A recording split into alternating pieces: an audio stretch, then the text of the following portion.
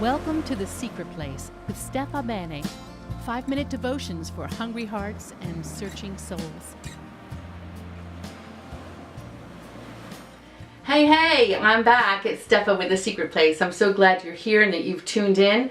Today I want to share with you a very small excerpt from a very wonderful and big book.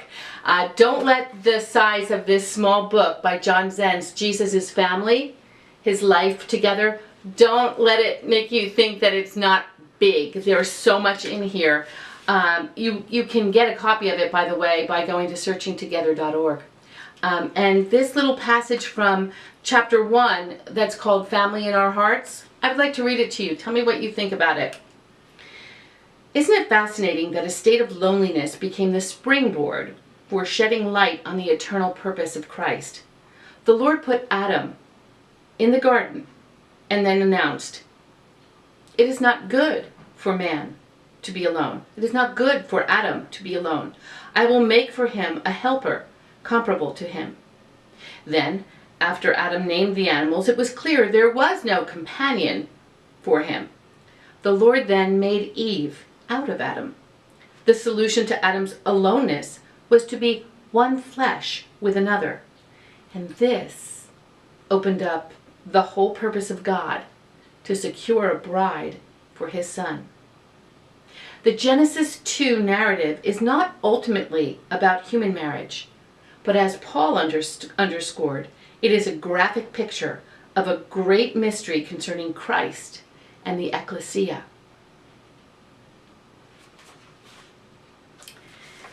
Our desire to be with one another is it's really a part of our spiritual DNA, as Zens points out in that first chapter of Jesus' Family.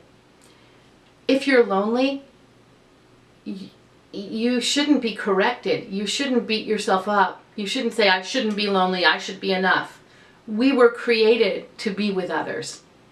We were created. It's just like siblings today. We grow up in a family with brothers and sisters, a biological family with brothers and sisters. We're meant to draw from each other and give to one another and be there with each other and for each other. The pain that is associated with a fragmented family when brothers and sisters don't talk to each other, when there's a rift, when there's a decade that goes by and no one talks, or there's some kind of a problem and there's just a separation for the whole life. There's anger, there's resentment. That pain is excruciating. That pain is terrible to deal with.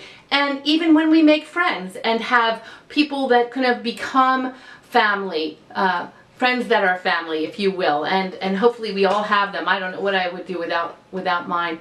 But even when we do make them, there's still often like a loneliness, like a little, sometimes it's loud and cavernous, but oftentimes it's a little echo that reverberates through our soul. Where are they? You don't have them. It's a very sad thing.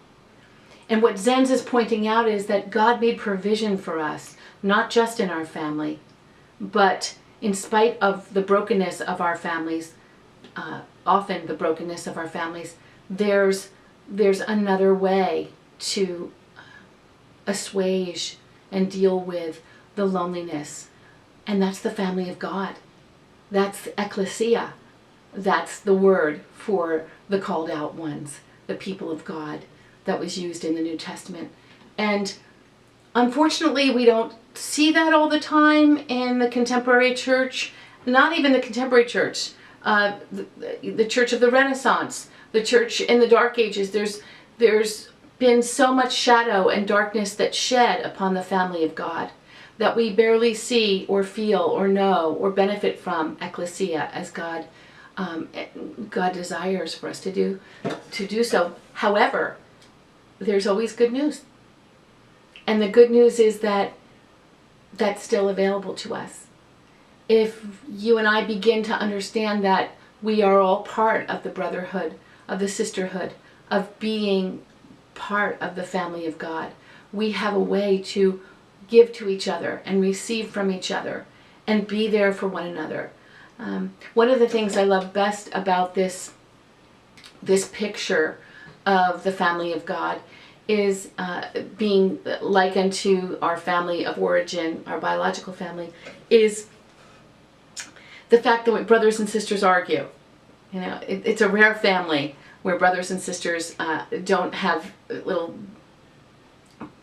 fights and arguments with each other, and sometimes sibling rivalry and whatnot. But the other thing that families have, brothers and sisters have in our family of origin, is we're real with each other. You can't live in the same house and sometimes share the same room with your brother or with your sister without, without knowing who they are and seeing how they act and how they function and what they think.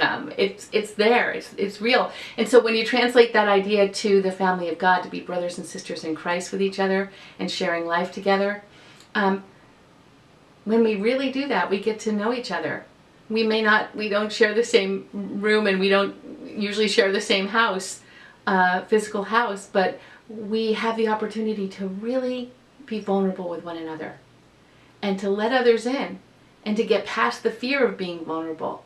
Of course, we don't want to be vulnerable because we don't want to be rejected, or there's all kinds of fears associated with that, but that's another episode. That's another meditation.